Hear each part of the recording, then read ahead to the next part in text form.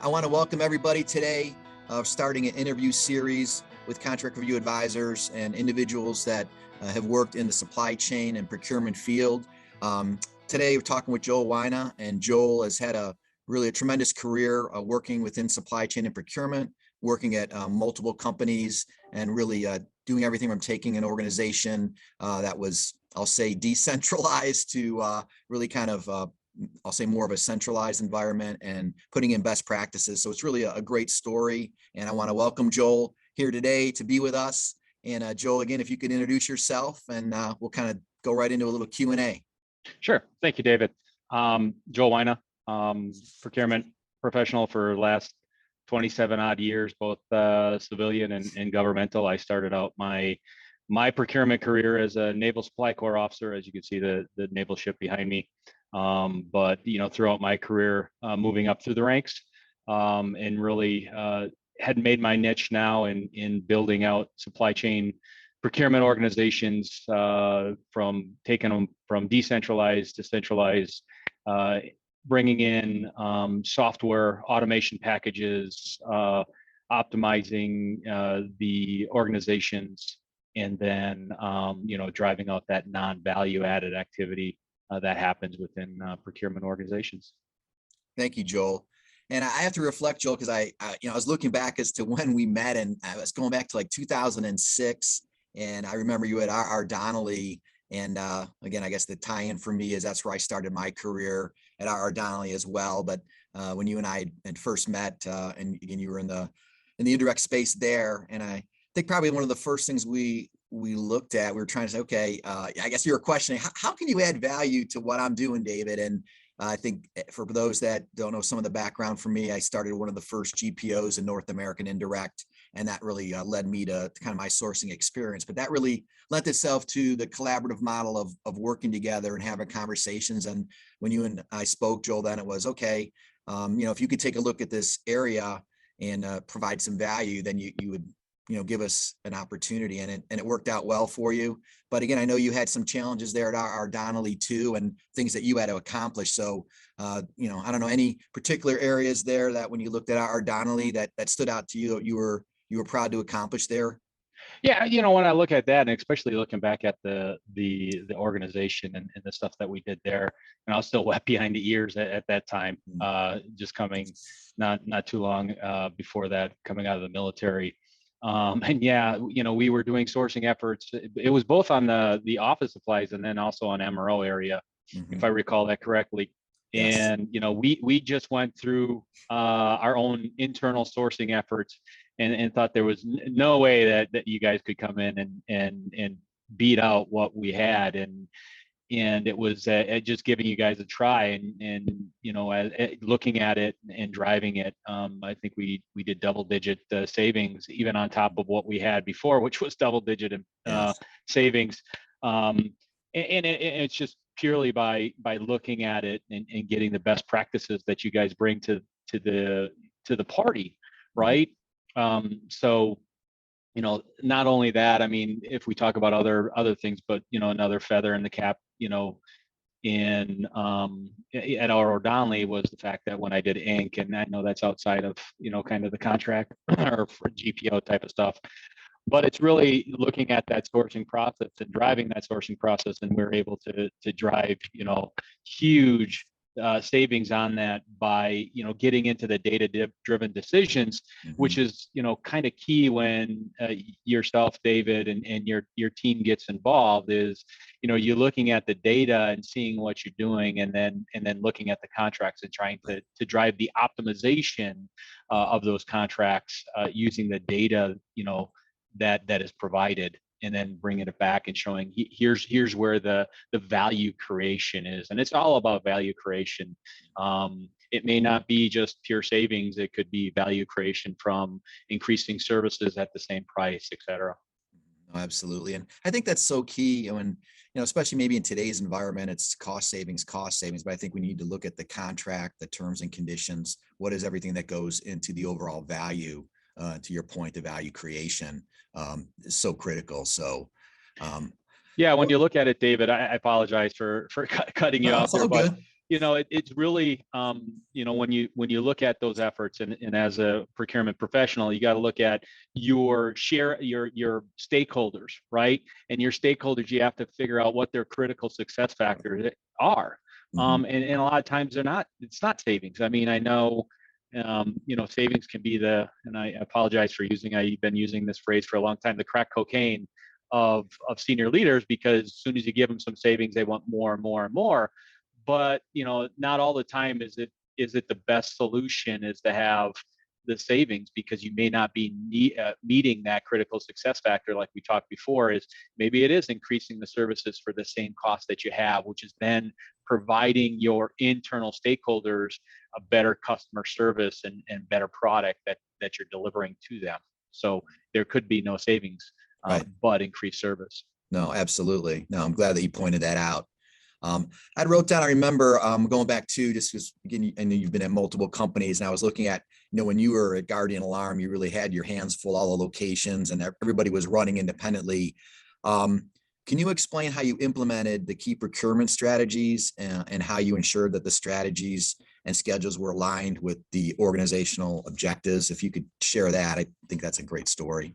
Sure. I mean, as you start building out your organizations, and as you're doing all the change management, you really need to take a step back and understand the as is of the organization. Where are you today? What are they doing today? Mhm. Then as you build the 2B model, you have to build that bridge on how you get there.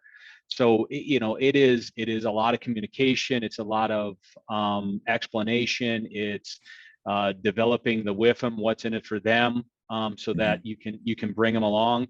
And sometimes it's I call it the boil the frog mentality. Just as a quick aside, if you want to boil a frog, you don't throw them in a pot of hot water, because they'll just jump right out. But if you put them in a room temperature and you slowly turn up the heat, they'll just sit there. And sometimes change management, especially at Guardian Alarm, we had to do is just slowly change things and slowly move things to where we wanted to get to, so that they wouldn't, recoil against the change that you're making. You slowly ratchet it, you slowly move towards where you want. It's like that big battleship or carrier just trying to turn. You make small little increments, and by the time you get to where you want, it's the change is there. They're doing the new process, and you don't have them bucking against the system. So it was a lot of that at Guardian Alarm, and in driving and building the organization, where when I got there, they didn't have a sourcing department. They never did, right? So it was building a brand new department, putting processes and procedures in place that never existed before. Right. But that's kind of where I've made my career lately, is doing those things and doing that change management, and bringing the right people on the bus. No, it's absolutely. And I've seen you have success with that, Joel. And I want to say that, well, I guess I could use the word master. You've been able to do that at multiple companies. Gosh, I'm trying to think now. We've probably known each other with 5 or 6 different companies, given the moves that you've made. And it's really, you've advanced your career. And that kind of ties in a little bit, I think, with working at Wieland too, an area, when we talked about it too, I think it was in the wireless space where we have an area of specialty, and it was really, you look at people, do they really, again, I think it's your end users. So use your kind of analogy with boiling a frog in water. It's people that think that they really have a handle on things, and it's trying to work and really talk to them about, hey, you've got some best value in what you're doing, but if you could look at working with some outside expertise to help you there, you can achieve some value. So I know it was nice to see that value being delivered. But again, it's the way that you were able to work with your team. That's how I want to say hats off to you, because you're really good at that. When I look at the way that you've worked with the different companies and to bring those teams together. Yeah, what I really like about, when you talk about what we did here, and especially with CRA, in the past, when you were at the GPO, it was about bringing the GPO supplier on board at the company, right? So it was, in a lot of cases, you did supplier change, right? And you went through a whole supplier change. What I really like about the model, and what we really used here, was your model of bringing in the experts to look at the contracts that you have today, and using the benchmarks that that are out there, in order to drive the value to the organization. So when we did the wireless, what was great is we didn't have to change suppliers. We kept our supply base, but when they came in and your experts came in and looked at our contracts and said, here it is, here's the value that can be provided. The second part, what I really like about the model is it's not, okay, now pay me, right? I've identified where the value is. Now I want you to pay me for that service. It's, hey, let's share in that savings. Let's share in that value that's created. And the payment isn't until we drive that value, which was huge. It makes it a lot easier for adoption because your folks aren't changing the supply base straight out of the gate. You're getting the value that you can show to senior leadership, to drive that. And in our case here is I didn't have the personnel in order to drive everything that I needed, but your team came in as an adjunct to my internal and help drive the process, which was fantastic. So we came out of the gate with wireless, and now we're knee deep into a uniform project that that is multifaceted because we're in heavy manufacturing, and very hot temperatures in copper, alloy manufacturing or melting, right? Smelting. Mm-hmm. Right. And the team that you're able to bring to the table is let alone helping us get our arms around this whole picture of what is the uniform and the uniform spend area. Mm-hmm. What's the best practices that if we kept what we're doing today,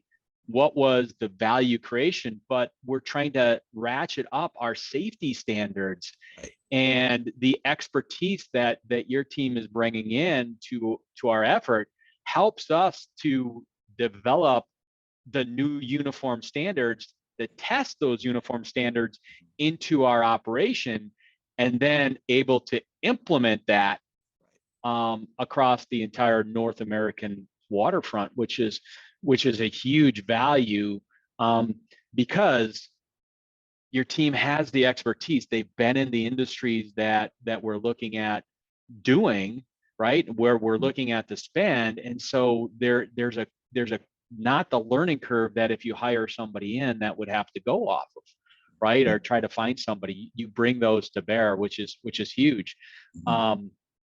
And that lets me free up to do the other stuff I need to do from a hiring, different strategic buyers, optimizing the operations, et cetera, as I go to centralize and optimize the organization here.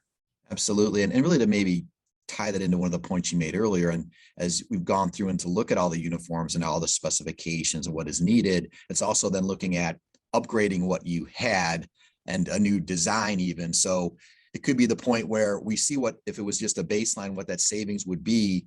But even in this scenario, changing to something different, it could be a little bit more costly, but it's what is, again, the requirements you're trying to satisfy, what is the look that you want from an organization. So it's ultimately then what is going to be the best value based on the new specifications that you want to put in place. So again, tying that all in, and then of course sharing that message with leadership too, that okay, if everything would stay the same, sure, there'd be savings here, but as things change, hey, this is what we're looking at from the total cost of ownership to have this new design in place. So now that's definitely an exciting project then too. But I take my hat off to you, and I say this in terms, Joel, of individuals that I've worked with, different companies, and you've seen it as well with different bosses in your team.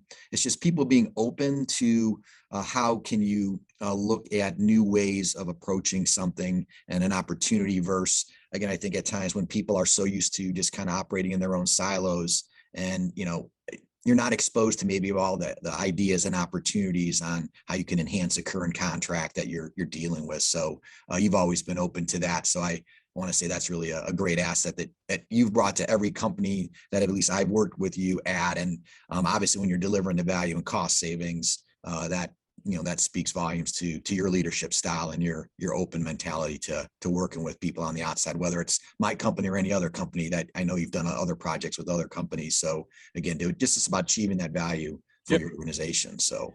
No, thank you for that, David. It is, pearl of wisdom or whatever. Take it however you want. But it's really, it's the don't get into the not invented here syndrome.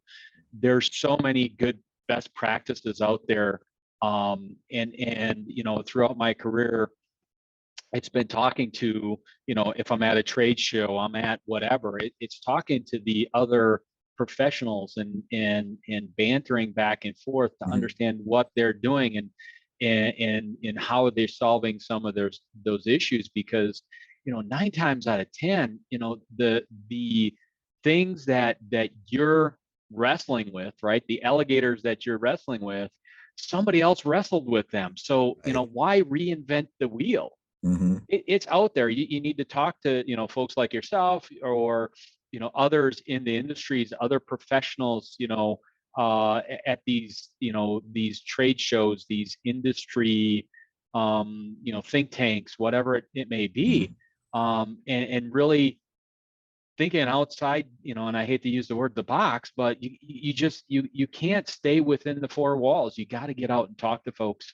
And I think some of the best solutions that's out there is listening to others in other industries that you may not be in, but you're trying to solve something. So, if you're thinking about warehousing, and how can you optimize warehousing, you don't go talk to other people in your industry. You talk to somebody who is good at that, right? Like an Amazon or somebody like that, right?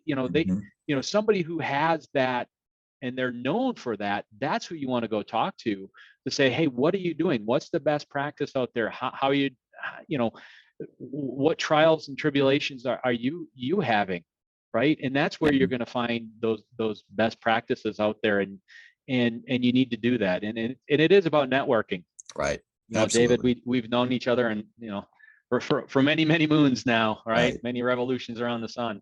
But the number of times that we, there's been times where there's been the stretches where we may not do business, but we talk to each other and talk about issues and talk about things that we see. And you talk to me about it, I talk to you about it, but it is truly about that networking and getting out there and talking to folks and what are they doing and really looking towards creating value. And that value is not only savings, it could be whatever it is, but that's what we as procurement professionals need to be out there is value creators, right? And helping our companies drop it to the bottom line and keep growing. Right. Oh, completely agree. And to your point, that's when I look at going to industry events and again, for me, of course, there's topics when you see and you're going to attend, but I get the most value out of the one-on-ones in between sessions or breakfast, lunches, dinners afterwards. You're just talking with your peers, learning, sharing information. To me, that's so key. And that's really, part of the whole LinkedIn experience too, all the different connections, how you can reach out to individuals. And again, just, be open to sharing information. Because to me, it's constantly be learning, and that's how you're going to improve yourself. And hopefully you help someone else too. I love helping people, just again, the learning part of it, or just connecting people. But I think it's a good segue, Joel. I think, I appreciate obviously you taking time to talk. Yeah. And I encourage the audience out there to please reach out to Joel or I on LinkedIn, connect with us. Anytime you want to have any questions at all. I know Joel and I are both open to share our experience and insights with you, and just really appreciate Joel, again, you taking the time to do this as a kick off the interview series here that I'm going to be doing. And again, just appreciate, of course, your friendship. Yep. No problem. Anytime, brother. All right. It's been always a good one. Thank you for inviting me to this. Absolutely, Joel. Thank you. All right. Thank you, everybody.